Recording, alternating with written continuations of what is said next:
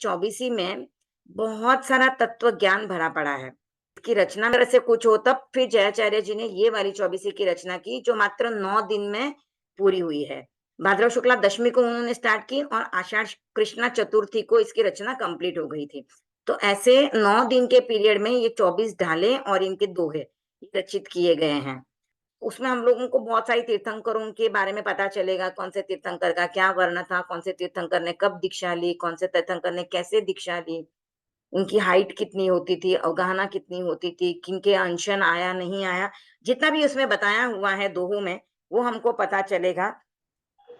एक बार दोहे हम पढ़ रहे हैं, फिर उसका मैं अर्थ आपको समझाती हूँ। ये ओम नमः अरिहंत अतनु आचारज उवझाय। ओम नमः अरिहंत अतनु आचारज उवझाय। मुनि पंच परमेष्ठि ए ओमकार रे माय। मुनि पंच परमेष्ठि ए ओमकार रे माय। ओम नमः अरिहंत अतनु आचारज उवझाय। ओम नमः अरिहंत अतनु आचारज उवझाय। मुनि मुनि पंच परमेष्ठि ए मुनि पंच परमेष्ठि ए ओमकार रे माय। ओमकार रे माय। ये जो आप देख रहे हो अक्षर के ऊपर जो डबल मात्रा दिखती है,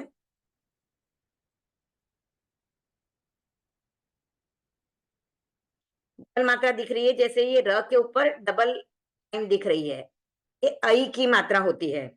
रई बोला जाता है या फिर रे ऐसा बोल दिया तो भी वो डबल ए की मात्रा होती है, लेकिन जब मैंने रई बोल दिया तो ये डबल मात्रा हो जाती है, ऐ की मात्रा आ जाती है। उच्चारण वापस कर लेते हैं। ओम नमः अरिहंत अतनु आचारज उवझाय। मुनि पंच परमेष्ठि ए ओमकार रे माय। एक एक पद्य का अर्थ समझते जाते हैं तो जल्दी समझ में भी आ जाएगा। अभी नहीं तो पूरा एक साथ समझते हैं, तो इससे अच्छा एक एक समझते जाते हैं। तो सबसे पहले क्या आया है यहाँ पर देखिए, ओम। ओम जो है उसमें पंच परमेष्ठि आ जाती है। पंच परमेष्ठि कौन सी? तो पंच परमेष्ठि यानी 5 महान आत्माएं, जिनको नमस्कार महामंत्र में नमस्कार किया गया है। तो नमस्कार महामंत्र के 5 पद सबको पता है। नमो अरंताणम, नमो सिद्धाणम, नमो आयर्याणम, नमो वच्छायणम, नमो लोहे सव्व साहूनम। तो सबसे पहले अरिहंतों को नमस्कार किया गया है, उसके बाद सिद्ध, आचार्य, उपाध्याय और साधु। तो ये 5 महान आत्माएं हैं और इन 5 महान आत्माओं के आद्याक्षर यानी फर्स्ट अक्षर को लेके एक मंत्र बनाया गया है, अ सी आ उ सा नमः। वो भी हम लोग जानते हैं। और ओम में भी ये 5 पद आते हैं। तो कैसे आते हैं ओम में 5 पद, वो मैं आपको बताना चाहूंगी। अगर आपको नोट डाउन भी करना है तो आप लिख सकते हो। ओम में आता है जैसे अरिहंत का पहला अक्षर अ, उसके बाद सिद्ध का अशरीरी या अतनु। यहाँ पर जो वर्ड आया है अतनु, नहीं अशरीरी होते हैं सिद्ध, क्योंकि वो सब शरीरों से मुक्त होकर सिद्ध बुद्ध मुक्त होकर सिद्ध बन चुके हैं। तो दूसरा है अ, तो अ प्लस अ मिलता है तो बनता है आ। और उसके बाद है आचारज, तो आचार्य, तो आचार्य का आ भी मिला तो अ प्लस अ मिलके आ बना था। अब वापस आ आया तो भी आ ही रह गया, तो आ प्लस आ मिलके आ ही रहता है। उसके बाद उपाध्याय, उपाध्याय का ऊ जब मिलता है तो आ प्लस ऊ मिलता है तो ओ बन जाता है, ओ। उसके बाद मुनि का म, तो ओम। ऐसे ओम बनता है, इसके लिए ऐसे ओम बनता है। तो इसके लिए कहते हैं कि ओम में नमस्कार महामंत्र का सार है। 14 पूर्वों का सार ओम में बताया गया है। 14 पूर्वों का सार, सॉरी मिच्छामि दुक्कडम, 14 पूर्वों का सार नमस्कार महामंत्र में बताया गया है। इसके लिए ही कहते हैं कि जब 14 पूर्वधारी जो मुनि होते हैं, वे जब अंतिम समय उनका नजदीक आता है तो उस समय पे वो 14 पूर्वों का स्वाध्याय नहीं करते हैं या 14 पूर्वों का उच्चारण नहीं करते हैं, वो उस समय पे नमस्कार महामंत्र का उच्चारण करते हैं, क्योंकि नमस्कार महामंत्र में 14 पूर्वों का सार है और ओम में नमस्कार महामंत्र समाया हुआ है, पांचों परमेष्ठी समाई हुई है। इसके लिए ओम का उच्चारण भी हमें करना चाहिए। ओम की ध्वनि भी बहुत सारे लोग करते हैं, ओम का जप भी करते हैं। तो ओम की ध्वनि करने से हमारे आसपास का हमारा ऑरा, हमारा आभा मंडल जो है वो प्यूरिफाई होता है और हम में पॉजिटिव एनर्जी आती है। तो ये है, इसके लिए हम कह रहे हैं पांचों परमेष्ठी को मैं नमन कर रही हूँ। कौन सी पांचों परमेष्ठी हैं? तो अरिहंत कौन होते हैं? अरिहंत जिन्होंने 4 घनघाती कर्मों का क्षय कर लिया है। अब घनघाती 4 कर्म कौन से? ज्ञानावरणीय, दर्शनावरणीय, मोहनीय और अंतराय।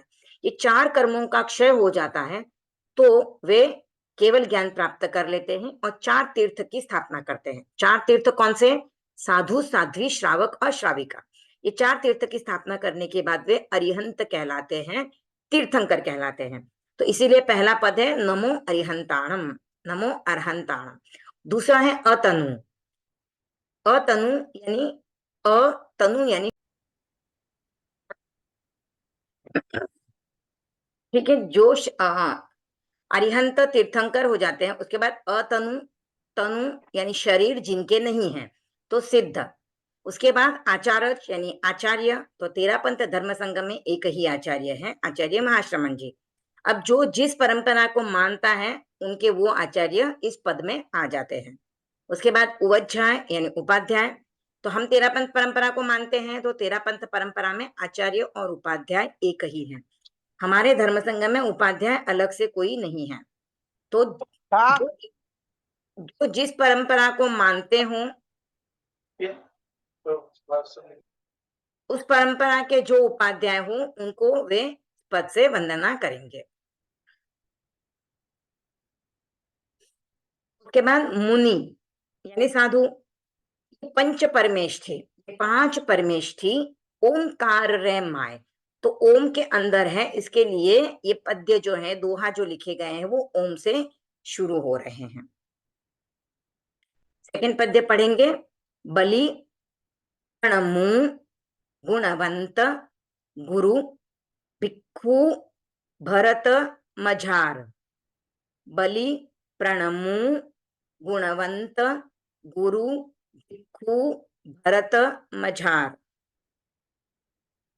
दान दया दिक, दान दया दिक छाण ने, की मात्रा है नए, लीधो मार्ग सार। दान दया दिक छाण ने लीधो मार्ग सार। उच्चारण कर लेते हैं। बलि प्रणमु गुणवंत गुरु भिक्खु भरत मझार। दान दया दिक छाण ने लीधो मार्ग सार। बलि प्रणमु गुणवंत गुरु, बलि प्रणमु गुणवंत गुरु भिक्खु भरत मझार। दान दया दिक छाण ने लीधो मार्ग सार। इस पद्य में जयाचार्य क्या कर रहे हैं? अब मैंने ओम में मैंने पंच परमेष्ठी को वंदना कर ली है, उसके बाद मैं अब प्रणाम कर रहा हूं मेरे गुरु को जो गुणों से भरे हुए हैं।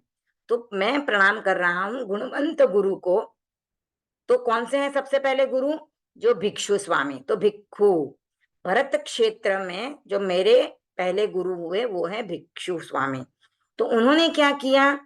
दान और दयादिक छाणने, जैसे हम छलनी से छानते हैं आटा को तो ऊपर चौपर रह जाती है और आटा जो हमें चाहिए वो बाहर आ जाता है, तो वैसे उन्होंने भी दान और दयादिक को छान दिया। छानने का मतलब क्या किया उन्होंने? उन्होंने हमें दान का सही रूप बताया, दया का सही रूप बताया। दान क्या है? वो दान जो किसी की आत्मा का कल्याण करे वो लोकोत्तर दान है, और जो समाज को चलाने के लिए दिया जाता है वह दान लौकिक है। तो आचार्य भिक्षु ने बेसिकली क्या किया कि जो दान जो है वो दो प्रकार का है, वो बताया हमको, और दया भी दो प्रकार की है। दान दो प्रकार का है, लौकिक और लोकोत्तर, और दया जो है वो भी दो प्रकार की है, लौकिक और लोकोत्तर। वैसे ही देवता भी जो होते हैं वो लौकिक और लोकोत्तर होते हैं। तो ये उन्होंने क्या किया, जो सही सही था, कि जो हम संसार को चलाने के लिए दान देते हैं, जैसे मैं सभा भवन बनाने के लिए चंदा देती हूँ, डोनेशन लिखवाती हूँ, किसी गरीब को खाना खिलाती हूँ, कुत्ते को रोटी दे दी मैंने, किसी प्यासे को पानी पिला दिया, तो ये सब लौकिक दान है। और जो लोकोत्तर दान है वो तीन प्रकार का होता है, किसी को ज्ञान देना, अभय दान देना, या फिर संयति को दान देना। तो अभी जो हम कर रहे हैं वो हम ज्ञान आदान प्रदान करने का काम कर रहे हैं, यानी हम वैसा ज्ञान प्राप्त कर रहे हैं जो हमारी आत्मा का कल्याण कर सकता है। मेरी आत्मा का भी कल्याण होगा, आपकी आत्मा का कल्याण भी होगा। तो हम आत्मा के कल्याण का जो ज्ञान है वो एक दूसरे को सुना रहे हैं, सुन रहे हैं और उसकी चर्चा कर रहे हैं। तो अभी हम लोकोत्तर दान जो है वो हमारा प्रवृत्ति चालू है। दूसरा जो है संयति दान, यानी हम चारित्र आत्माओं को गोचरी बहराते हैं, शुद्ध दान देते हैं, सुपात्र दान देते हैं। तो उस समय जो दान होता है वो भी लोकोत्तर दान होता है।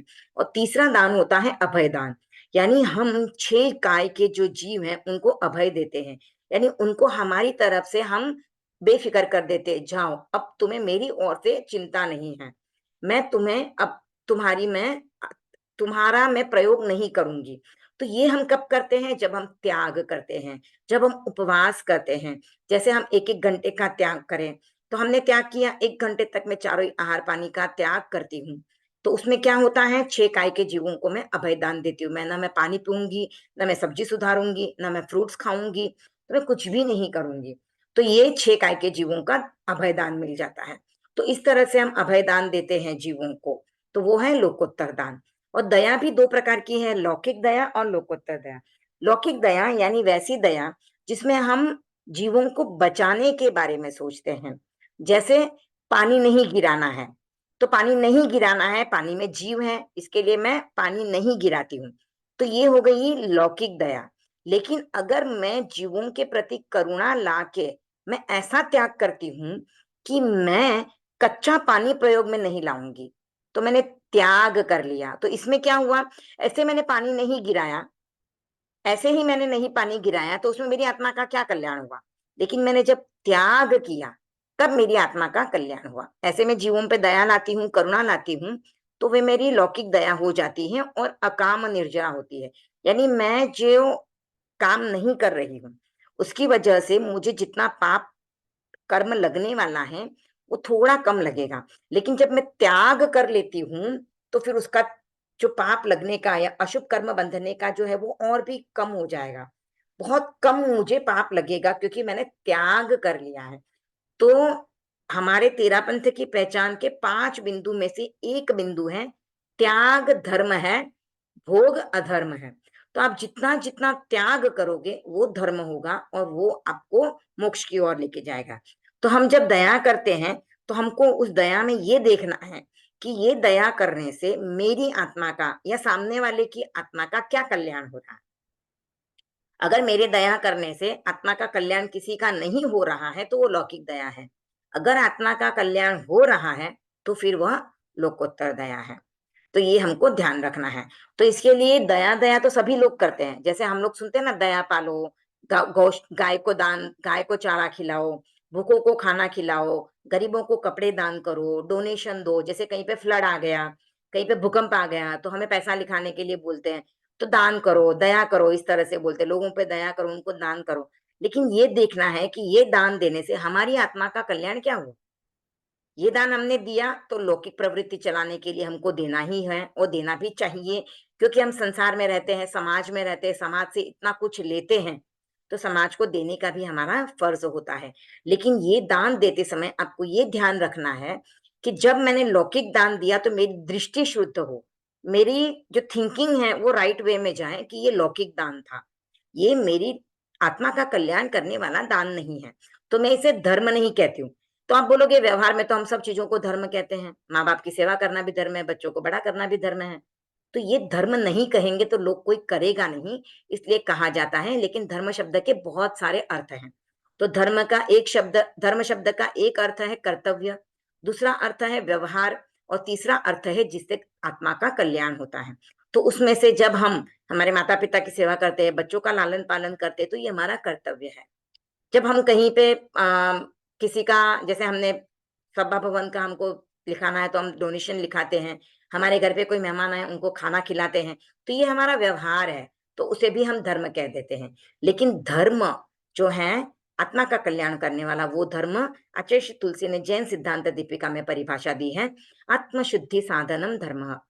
जिस साधन से आत्मा की शुद्धि होती है वही धर्म होता है, वही आपको मोक्ष की ओर ले जा सकता है। बाकी धर्म आप कर रहे हो वे सब कर्तव्य है, व्यवहार है, समाज को चलाने वाले हैं, हमें करने पड़ते हैं, लेकिन उसमें हमको हमारी दृष्टि शुद्ध रखनी है कि ये कार्य करने से मेरे कर्मों का निर्जरा नहीं हो रही है, मैं मोक्ष के निकट नहीं जा रही हूँ। तो मोक्ष के निकट जाने के लिए हमें आत्मा की शुद्धि करने वाला धर्म करना है। तो आचार्य श्री तुलसी ने उस दान दया को छान दिया और हमारे सामने ला दिया, और उन्होंने जो सार मार्ग था, जो मोक्ष की तरफ ले जाने वाला सही मार्ग था, उस मार्ग को अपनाया। तो उस गुरु को प्रणाम कर रहे हैं जयाचार्य जी दूसरे पद्य में। तीसरा पद्य, भारी माल पट भलकता तीजय पट ऋषि राय। भारी माल पट भलकता तीजय पट ऋषि राय। प्रणमु मन वच काय करी पांचू अंग नमाय। प्रणमु मन वच काय करी पांचू, पांचू पा पे भी डॉट है और चू पे भी है, तो पांचू अंग नमाय। भारी माल पट,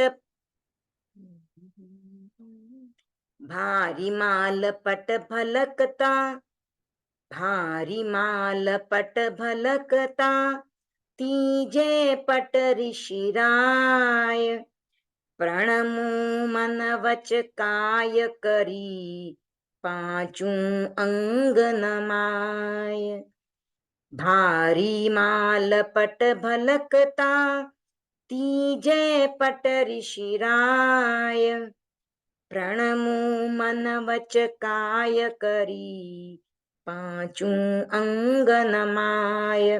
तो जयाचार्य जी जो थे वो चौथे आचार्य थे, तो उनके पहले 3 आचार्य हो चुके थे जो उनके गुरु थे, तो 3 आचार्यों को उन्होंने प्रणाम किया है। अब दूसरे आचार्य भारीमाल जी, तो ये आचार्य भिक्षु के पाठ पे विराजे, तो भलकता यानी बहुत भाग्यशाली थे और बहुत कहते हैं प्रभावशाली थे, तो ये भारीमाल। और तीसरे पट यानी तीसरे जो आचार्य तीसरे पाठ पे विराजने वाले वो थे ऋषि राय जी, यानी रायचंद जी। रायचंद जी का दूसरा नाम ऋषि राय भी था, तो यहाँ पर ऋषि राय नाम यूज किया गया है। प्रणमो मन वच काय करी, तो मैं इनको मन वचन और काया तीनों को ही मिला के, तीनों साथ में रख के उनको मैं प्रणाम कर रहा हूं, और मेरे पांचों ही अंग में झुका रहा हूं। अब 5 अंग कौन से झुका रहे हैं? दोनों घुटने, दोनों हाथ और मस्तक। जैसे हम मत्थैण वंदामी करते हैं वंदन पाठ बोलने के बाद, वैसा तो 5 अंग उसमें मिलते हैं। तेरा पंथ की जो वंदन विधि है वो पंचांग प्रणति है, तो ये पांचों अंग नमा के जयाचार्य जी उनको वंदना कर रहे हैं। अब यहाँ पर एक क्वेश्चन आता है कि प्रणमु मन वच काय करी क्यों लिखा है? प्रणाम सिर्फ लिख देते तो भी हो जाता था। तो ऐसे ही प्रणाम तो हम बहुतों को करते हैं, जय जिनेन्द्र सादर, मतलब जय जिनेन्द्र कर दिया, नमस्ते कर दिया, हाय कर दिया, तो ये प्रणाम हम लोग ऐसे ही करते हैं। यहाँ पे हमारा मन वचन और काया तीनों एक साथ नहीं होते हैं। हम सिर्फ हाथ जोड़ के निकल जाते हैं तो हमारे सिर्फ काया से होता है, हमारा वचन उसमें नहीं जुड़ता है, हमारे मन के भाव नहीं जुड़ते हैं।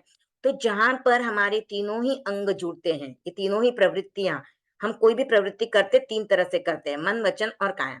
तो जब हमारी ये तीनों ही योग यहाँ पर जुड़ते हैं, मन वचन और काया, तो वो सही प्रणाम होता है, शुद्ध प्रणाम होता है, सम्यक प्रणाम होता है, जिसमें मन वचन काया तीनों साथ होते हैं। चौथा पद्य देखेंगे, सिद्ध साधु प्रणमी, सिद्ध साधु प्रणमी करी ऋषभादिक 24। सिद्ध साधु प्रणमी करी ऋषभादिक 24।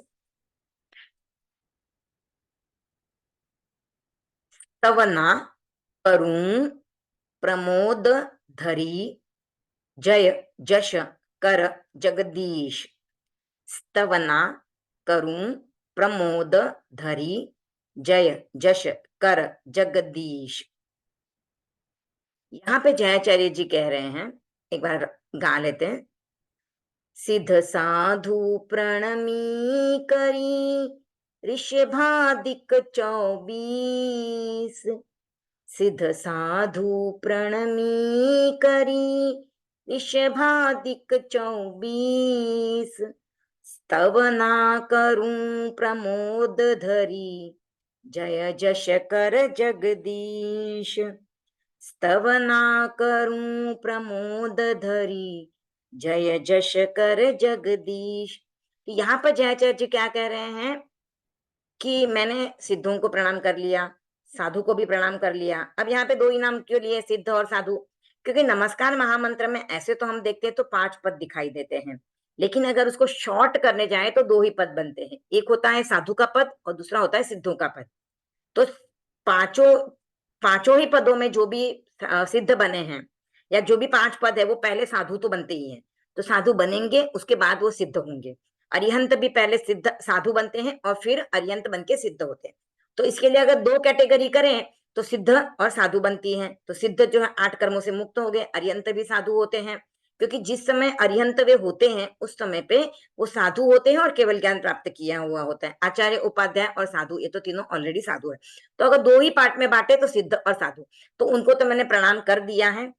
अब मैं ऋषभ आदि 24 तीर्थंकरों को मैं उनकी स्तवना करने जा रहा हूं। तो उनको प्रणाम करने के बाद अब ये 24 का संगान, 24 की रचना करने से पूर्व ये कह रहे हैं कि मैं ऋषभ आदि 24 तीर्थंकरों की स्तवना करने जा रहा हूं। मेरे मन में बहुत प्रमोद भावना आ रही है, बहुत मुझे आनंद हो रहा है, बहुत उत्साह हो रहा है। प्रमोद का अर्थ होता है आनंद होना, उमंग होना, हर्षित होना, उत्साह होना। तो मैं उत्साहित होकर अब इनकी स्तवना करने जा रहा हूं।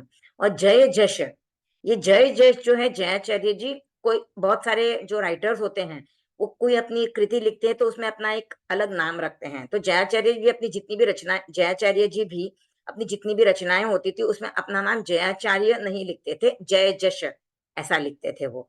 तो जय जश कर जगदीश, तो जय, मैं अब सबको प्रणाम कर लिया है और अब मैं करूंगा उनकी स्तवना।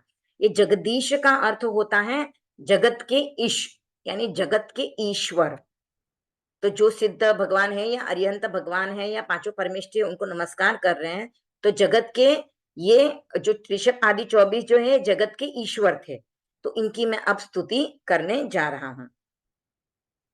5वां पद्य देखेंगे। मल्ली नेम ए दोय जिन पाणी ग्रहण न कीर।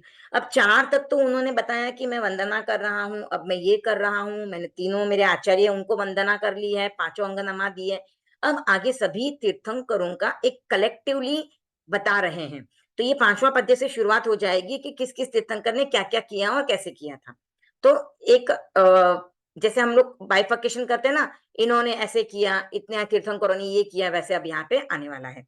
तो मल्ली नेम ए दोय जिन पाणी ग्रहण न कीध। शेष 22 जिने सरू रमण छांड व्रत लीध। शेष 22 जिने सरू रमण छांड व्रत लीध। उच्चारण कर लेंगे एक बार। मल्ली नेम ए दोय जिन पाणी ग्रहण न कीध। शेष 22 जिने सरू रमण छांड व्रत लीध। आप लोगों में से कोई इस पद्य का अर्थ बताना चाहे तो बता सकते हैं। समझ में आ गया हो किसी को तो ट्राई करना चाहेगा, म्यूट करके कर सकते हो।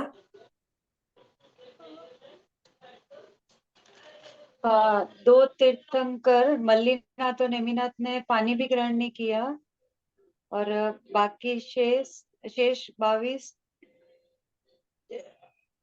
उस आगे वाला मीनिंग नहीं समझ में आया। हाँ, उसके आगे वाला। ओके, अच्छा है, ट्राई किया वो बहुत अच्छा लगा मुझे। और कोई ट्राई करना चाहेगा? मल्लीनाथ और नेमिनाथ दो ने विवाह नहीं किया था, बाकी सबने अपनी पत्नी को छोड़कर दीक्षा ली थी। Very good. रजनी जी ने बराबर बताया है। पहले रेखा जी ने बताया था आई थिंक। हाँ हाँ, तो रेखा जी जिन्होंने भी बताया था पहले, उन्होंने पानी का मतलब पानी ले लिया पीने का। यहाँ पर पानी ग्रहण यानी शादी होता है, विवाह को पानी ग्रहण कहा जाता है।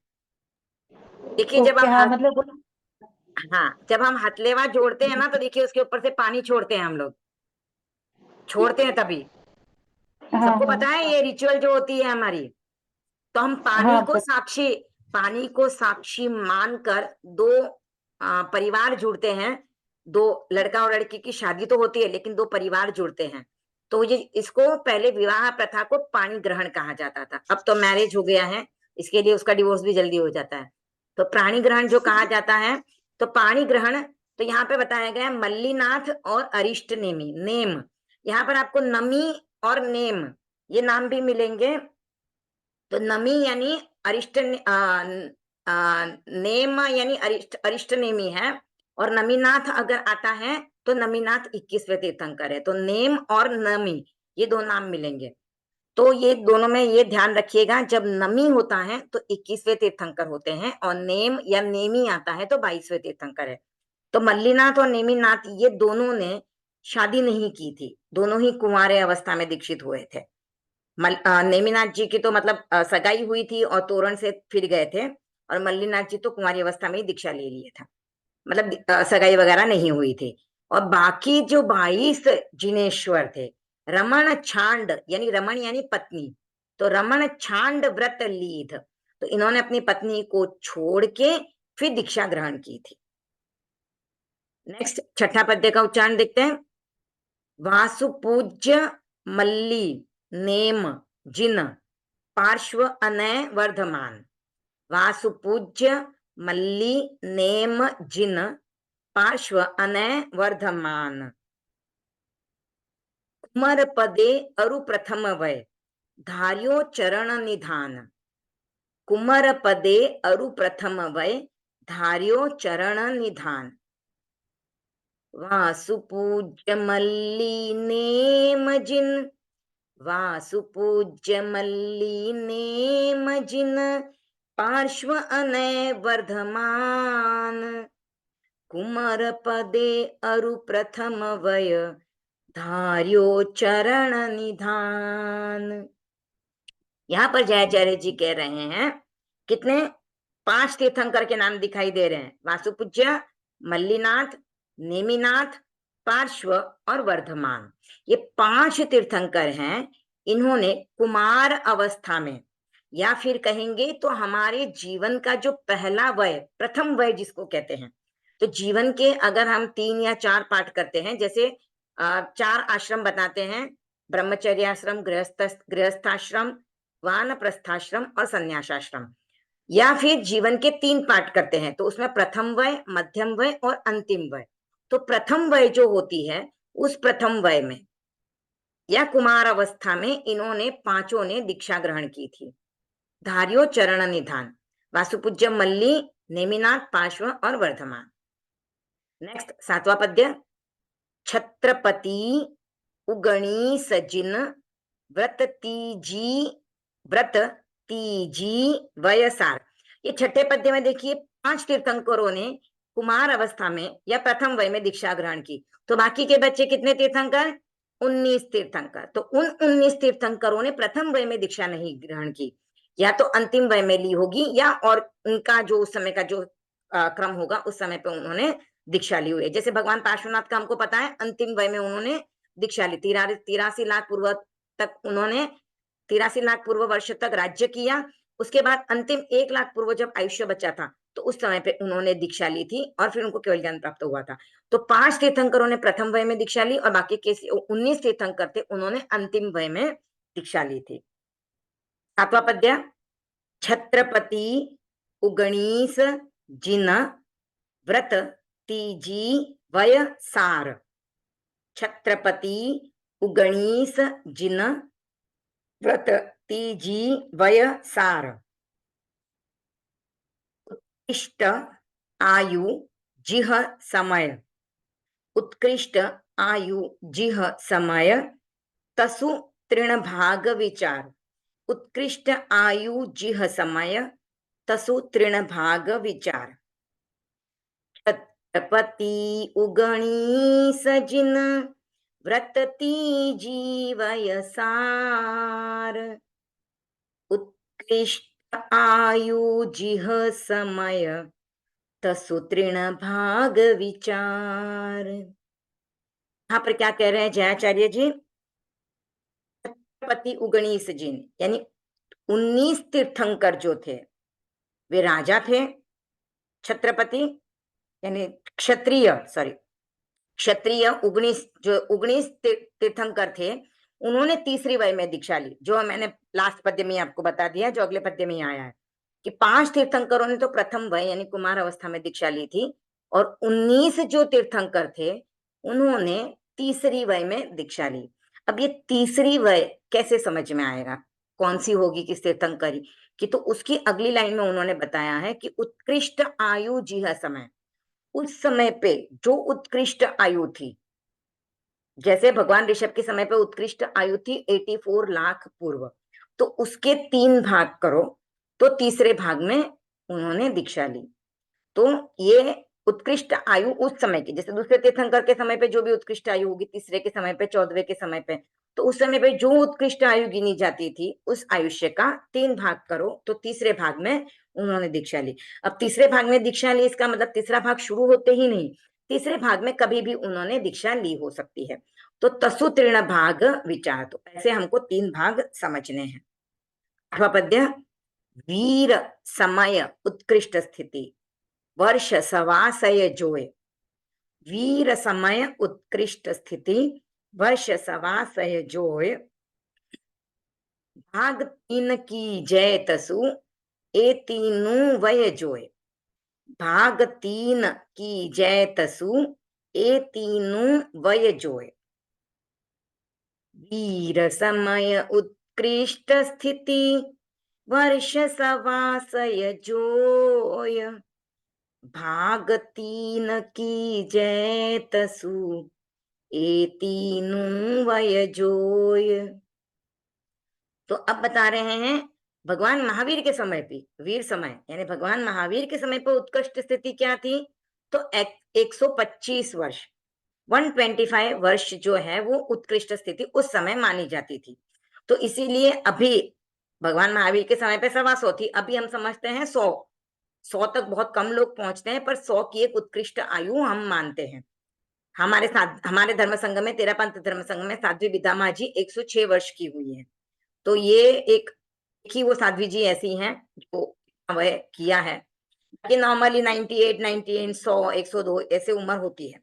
तो भगवान महावीर जिस समय थे उस समय पे उत्कृष्ट स्थिति जो थी वो 125 वर्ष की थी, तो उसके 3 भाग करो तो ऐसे हमको 3 वय मिलेंगे। जैसे 125 के 3 पार्ट करेंगे तो एक पार्ट आता है लगभग 41 वर्ष के आसपास, लगभग 42 वर्ष का एक पार्ट होता है।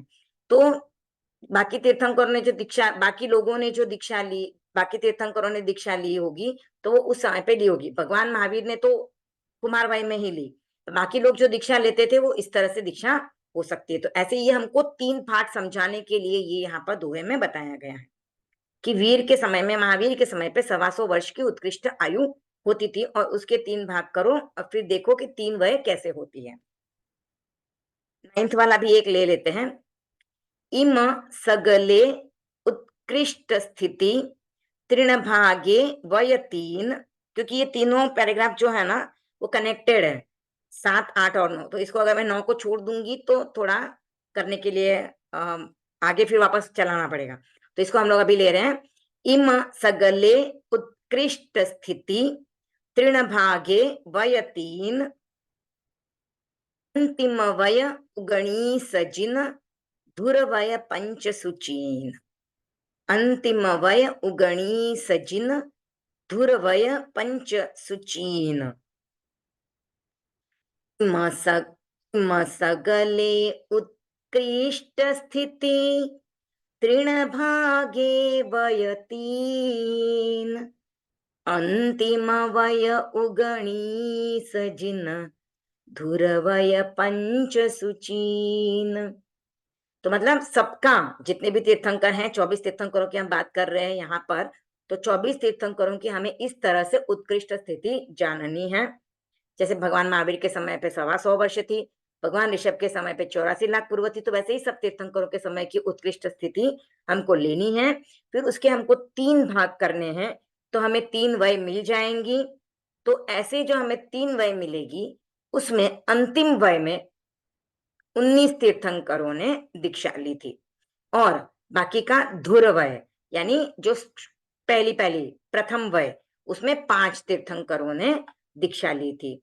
तो सुचीन यानी दीक्षा उन्होंने ग्रहण कर ली थी। तो ये इसका अर्थ है।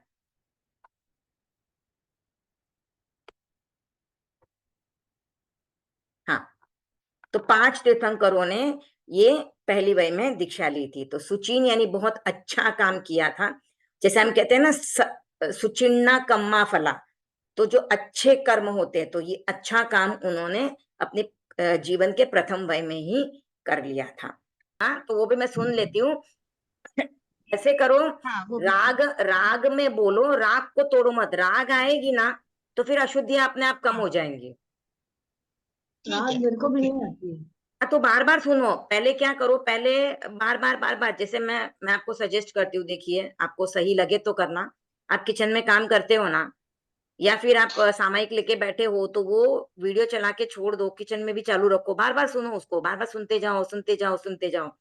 तो जितनी बार आप सुनोगे ना, आपके समाइक में वीडियो आप चालू बंद कर, ऐसे स्टार्ट करके रख सकते हैं, क्योंकि अभी अभी